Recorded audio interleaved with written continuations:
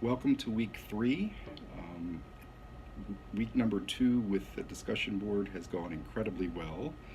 One thing I did misquote in my last video is that we had 8 students, that we have 8 students. We actually at the time had 7, and we have since lost 1 student. So Chris, who you may have seen in the discussion forums, reluctantly has withdrawn from the class because of some personal and professional reasons. But he really enjoyed the conversation that he had with everyone. So now we're down to 6 of you, which fortunately for me and for you, still are very lively in terms of the discussions and having a pretty in-depth dialogue for each of the topics.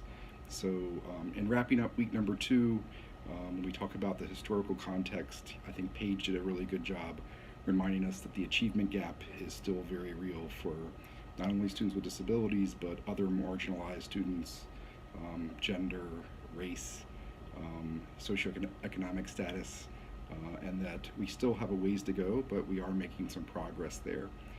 Kara has talked about and still shares a very real concern that we even have to make laws to tell people how to treat each other, which at its core, I think we can all agree that that's very problematic, that we have to dictate so many things that I think what a lot of us would consider as common sense.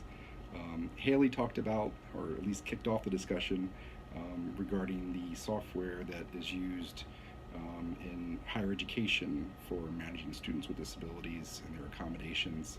And that allowed others to chime in and talk about their experience working with the software kind of in the K through 12 environment.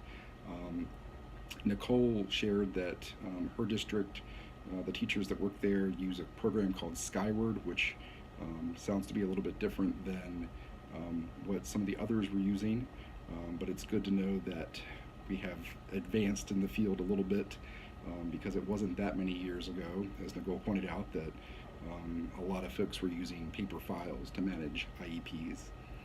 Megan and Aaron ended the discussion on the last topic by talking about the benefits of being in the union and how it really is there to protect teachers, especially when we talk about whistleblowing cases like the one that I shared.